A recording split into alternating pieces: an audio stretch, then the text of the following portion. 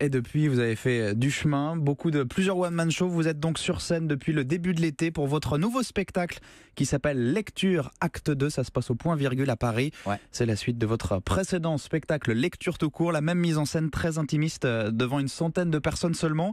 C'est vraiment fini les grandes salles pour vous? Non, parce que j'essaie d'écouter mon entourage un petit peu et puis on me conseille, depuis ce spectacle que j'ai beaucoup travaillé, on m'a dit celui-là, t'arrêtes de le foutre sur YouTube gratuitement, t'essaies d'en faire quelque chose, on va l'emmener dans des grandes salles. Donc normalement on joue jusqu'à fin décembre au Point Virgule et à partir de janvier 2019 on va attaquer quelques grandes salles parisiennes. Donc, vous en avez déjà fait beaucoup, vous avez connu le succès très jeune, on le disait, aux côtés de Laurent Ruquier, de Thierry Ardisson aussi. Vous avez rempli à même pas 30 ans l'Olympia, la Cigale, le Splendide.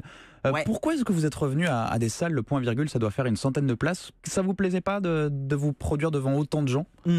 Non, et puis il y a des gens qui ont encore du mal à le croire, mais il faut me croire. Alors pourquoi? Pourquoi? Parce qu'en fait, moi, je suis vraiment un puriste du stand-up, c'est-à-dire que j'ai un amour du stand-up que je ne peux pas décrire, il n'y a pas de mot pour ça, c'est toute ma vie.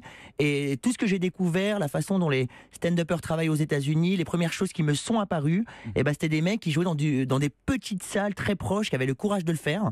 Et je trouvais ça courageux et il y avait du mérite, quoi. Je me disais, quand même, il y a peu de gens et tout, et ils y vont. Et dès que j'ai joué dans des grandes salles, j'ai fait l'Olympia à 23 ans, ce qui était quand même incroyable. Parce que ce qu'il faut dire, c'est que vos spectacles aujourd'hui sont assez cash, assez trash, diront certains.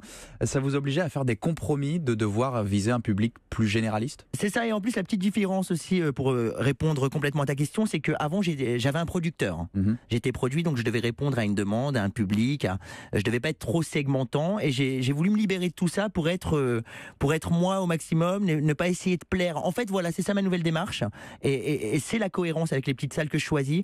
Je cherche pas à plaire, il y a rien de racoleur, il y a même pas ma tête sur l'affiche de mon spectacle. Vous êtes donc plus libre aujourd'hui que vous ne l'étiez il y a 5-6 ans? Ouais, j'ai tout coupé d'un coup, les gens comprennent pas, et puis j'ai jamais été aussi heureux que dans mes petites salles, parce que je suis devenu donc producteur, j'ai le choix sur tout ce que je fais, j'ai personne qui me dit fais ci, fais ça, non, ça va pas plaire à la ménagère, responsable des achats et tout. Ça, c'est pas des pensées que j'ai, je livre un truc, et puis j'attends, je vois si ça marche, si les gens comprennent, et ça se passe bien en ce moment.